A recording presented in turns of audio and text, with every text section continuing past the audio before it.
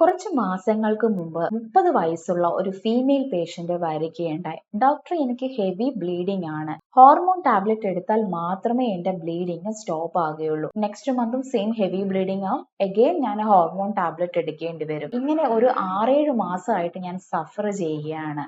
Patient വളരെ സങ്കടത്തോടു കൂടിയാണ് വന്നത്. ഓൾറെഡി അവർ സ്കാനിങ് ചെയ്തിട്ടുണ്ടായിരുന്നു. സ്കാനിങ് റിപ്പോർട്ടിൽ യൂട്രൈൻ ഫൈബ്രോയിഡ് ഉണ്ടായിരുന്നു. അടുത്തുള്ള ഡോക്ടർ സർജറിയാണ് അഡ്വൈസ് ചെയ്തത്. അതും കൂടി ആയപ്പോൾ പേഷ്യന്റ് വളരെ നെർവസ് ആയി. പലർക്കും ഇതേപോലത്തെ സിംറ്റംസ് ഉണ്ട്, എന്നാൽ അവർ സൈലന്റ് ആയിട്ട് അവർ സഫർ ചെയ്യാണ്. ഇവിടെ വന്നപ്പോൾ നമ്മൾ ഡീറ്റെയിൽ ആയിട്ടുള്ള കേസ് സ്റ്റഡീസ് മൂലം പേഷ്യൻസിന്റെ ഹിസ്റ്ററി നമ്മൾ ഫ്രം ചൈൽഡ്ഹുഡ് നമ്മൾ കളക്ട് ചെയ്തു. അവരുടെ മെന്റൽ, ഫിസിക്കൽ ആൻഡ് ഇമോഷണൽ സിംറ്റംസിനെ ഒക്കെ നമ്മൾ കൺസിഡർ ചെയ്തുകൊണ്ട് പ്രോപ്പർ ആയിട്ടുള്ള ഹോമിയോപ്പതി കോൺസ്റ്റിറ്റ്യൂഷൻ മെഡിസിൻസ് നൽകുകയുണ്ടായി. Symptomatically patients within 4 months better ആയി കണ്ടുവന്നു. ഹോർമോൺ ടാബ്ലറ്റിനെ ഡിപ്പെൻഡ് ചെയ്യാതെ അവർക്ക് ബ്ലീഡിംഗ് കൺട്രോൾ ചെയ്യാൻ സാധിച്ചു. ഹോമിയോപ്പതിക് മെഡിസിനോടൊപ്പം നമ്മൾ അഡ്വൈസ് ചെയ്തത് പ്രോപ്പർ ആയിട്ടുള്ള ഡയറ്റും ലൈഫ് സ്റ്റൈൽ മാനേജ്മെന്റും സ്ട്രെസ് മാനേജ്മെന്റുമാണ്.